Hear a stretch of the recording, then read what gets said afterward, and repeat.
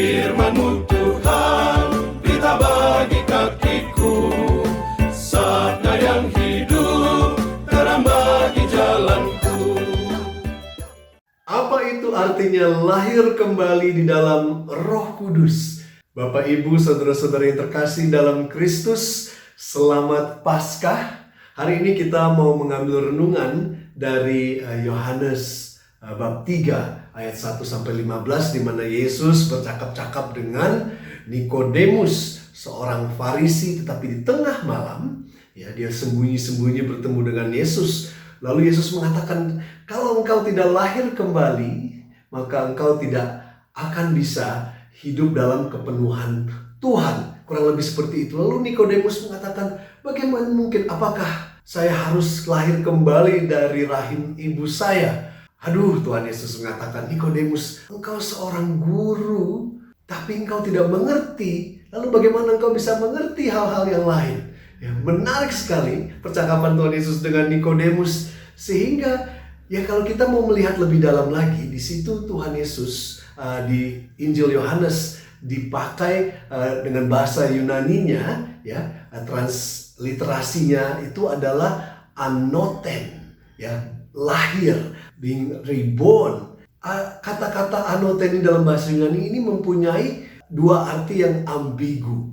Ada dua arti. Kalau kita tidak kelihatan dalam bahasa Indonesia, bahkan bahasa Inggris pun tidak kelihatan. Tetapi dalam bahasa Yunaninya itu dia mempunyai dua arti. Ambigu. Yang pertama adalah arti secara waktu, lagi, lahir lagi, reborn. Tetapi arti yang keduanya, arti secara tempat atau lokasi, itu adalah dari atas. From above. Jadi anoten, born, lahir ini mempunyai dua arti. Kalau Nikodemus mengartikan dia lahir kembali dari rahim ibu, tapi Tuhan Yesus itu artinya lahir dari atas, dari Tuhan. Makanya dikatakan bahwa ada lahir kembali dalam Roh Kudus. Lalu apa itu artinya seseorang yang lahir kembali dalam Roh Kudus? Kita merayakan Paskah. Kalau kita ingat Sabtu malam saat kita merayakan Paskah itu, kita memperbarui janji baptis. Jadi pembaptisan yang kita terima itu adalah pembaptisan di mana kita lahir kembali, lahir baru di dalam Roh Kudus. Lahir di mana Tuhan Yesus yang juga ikut dibaptis, dia masuk ke dalam air sebagai simbol mati dan bangkit kembali, sehingga lahirlah manusia baru. Jadi tanda yang pertama adalah kita menjadi manusia yang baru dan kita meninggalkan manusia yang lama. Makanya setelah dibaptis dikenakan pakaian putih yang baru, sehingga menandakan kita memakai Kristus. Kita adalah Kristus yang baru, sudah ditebus oleh darah salib, kematian dan kebangkitan Kristus. Artinya tanda-tandanya adalah kita membenci dosa. Kita tidak mau hidup dalam kedosaan. Walaupun dalam perjalanannya kita terus akan berjuang dan jatuh bangun, tetapi niat untuk tidak hidup dalam dosa itu semakin kencang. Hasrat untuk hidup suci bagi Tuhan itu semakin membara. Dia seperti api yang terus-menerus semakin besar, dan semakin kita tidak nyaman sekali, bahkan dengan dosa kecil pun kita rasa tidak nyaman. Itu satu tanda lahir baru di dalam Roh Kudus. Lalu tanda-tanda apa lagi yang kita bisa lihat? Kalau kita tahu bahwa buah-buah Roh Kudus, Santo Paulus mengatakan di Galatia 5:22-23 ada 9 buah Roh Kudus yang dikatakan oleh Santo Paulus. Apakah buah-buah Roh Kudus itu? Nah, ini menjadi tanda-tanda juga bagi kita. Kalau kita sungguh lahir dalam Roh Kudus, buah-buah ini mulai bermunculan. Semakin banyak, semakin bisa dinikmati manisnya. Buah kasih, sukacita, damai, sejahtera, kesabaran, kemurahan, kebaikan, apalagi kesetiaan, ya, kelemah lembutan, dan yang terakhir adalah pengontrolan diri. Nah, buah-buah Roh Kudus ini kalau kita lihat dia semakin nyata, semakin hidup dalam kita, artinya kita mulai hidup, ya, hidup baru dalam Roh Kudus. Bagaimana caranya kita bisa hidup baru dalam Roh Kudus? Ya, dengan pembaptisan kita sudah menerima Roh Kudus itu. Tapi kebanyakan dari kita dibaptis saat kita masih bayi, ya, belum ada kesadaran yang benar-benar terjadi dalam hidup kita. Makanya Roh Kudus itu perlu seperti diaduk-aduk. Coba kalau kita minum kopi atau minum susu, ya, kalau tidak diaduk, hambar rasanya walaupun dia sudah ada. Makanya dia perlu diaduk-aduk dulu, ya. Salah satunya adalah mengikuti seminar hidup di dalam Roh Kudus, sehingga, ya, hidup kita diaduk-aduk dulu supaya istilahnya Roh Kudusnya itu tercampur. Jadi kalau kita minum kopi, minum coklat, semua itu terasa manis. Apalagi tanda-tanda kita semakin hidup dalam Roh Kudus, kita semakin cinta akan firman Tuhan, ya, semakin cinta akan doa, semakin cinta dengan ekaresti, ya. Kalau saya sebelum mengalami lahir baru dalam Roh Kudus, pergi ke misa, ke gereja saja, sudah malas. Belum nanti kalau sudah dengar firman, sudah mulai mengantuk. Nanti kalau sudah khotbah, sudah tidur, ya. Itu berarti kita tidak ada hasrat untuk Roh Kudus, ya, kurang. Nah, saat saya diperbarui dengan Roh Kudus, tiba-tiba saya mendengarkan firman, bisa ada air mata, ya. Saya ada kerinduan, ya, dibakar oleh firman Tuhan yang hidup. Firman tidak hanya menjadi, ya, hanya huruf-huruf saja yang ada di dalam sebuah buku, tetapi menjadi hidup dan menjadi bergema di dalam jiwa saya. Itulah salah satu tanda lagi kita hidup dalam Roh Kudus, lahir baru dalam Roh Kudus. Tanda yang lain yang sangat penting juga, bahwa Yesus menjadi bukan hanya figur 2000 tahun yang lalu, ya, tetapi dia menjadi penyelamat diri saya sendiri. Saya tahu, ya, bahwa saya telah berdosa. Dengan dosa saya menyalibkan dia, dan saya mengakui bahwa Yesus Kristus adalah Tuhan, dan Yesus juga adalah manusia yang sama seperti saya, tapi mati tanpa dosa.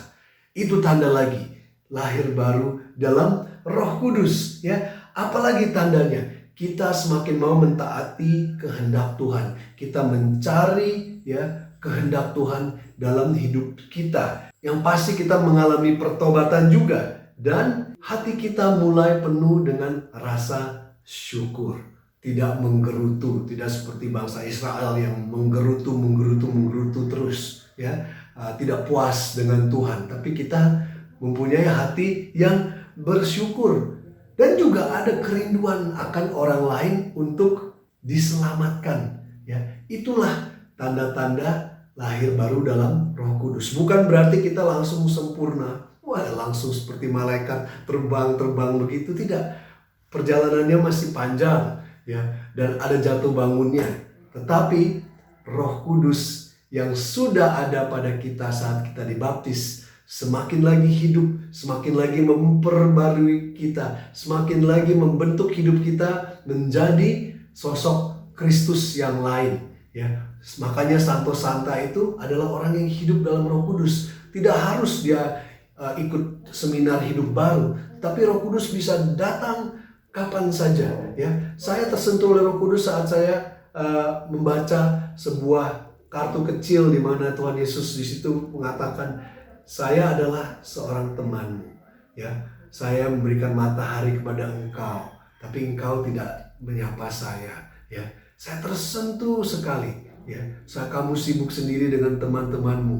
Lalu mengapa? Tapi tiba-tiba hati saya tersentuh sehingga saya bisa mengalirkan air mata. Itu saya mengalami sebuah sentuhan Roh Kudus, lahir baru. Dia tidak hanya sekali saja, dia bisa setiap hari kita diperbarui, ya, disentuh dan lahir baru dalam Roh Kudus. Saudara-saudara yang terkasih dalam Kristus, semoga kita semakin terbuka akan Roh Kudus.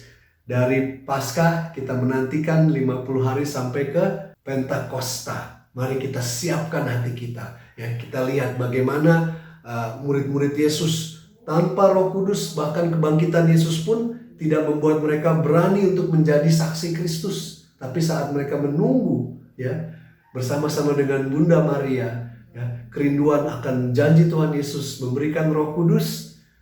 Saat Roh Kudus datang, berubahlah hidup mereka menjadi saksi yang berani, bahkan penuh sukacita saat mendapatkan penderitaan untuk menjadi saksi Kristus. Sebuah lagu, Datanglah Roh Kudus, Come Holy Spirit, menjadi renungan kita. Semoga kita selalu hidup di dalam Roh Kudus, dan terpujilah namanya yang kudus. Amin.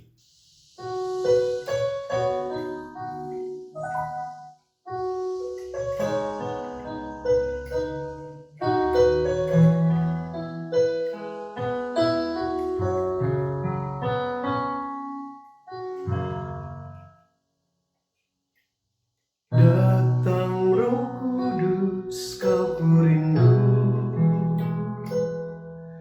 dengan minyak yang baru rapiku, mengalir penuhiku, mengalir pulihkanku, kuasa-Mu bebaskan hidupku. Datang Roh Kudus, kau kurindu, dengan minyak yang baru rapiku, mengalir penuhiku, mengalir pulihkanku, kuasa-Mu bebaskan hidupku. Satu yang ku rindu, bersekutu denganmu, bawaku lebih lagi tinggal di dalammu, nikmati hadiratmu, jamalah seluruh hidupku, urapanmu mengubah hidupku.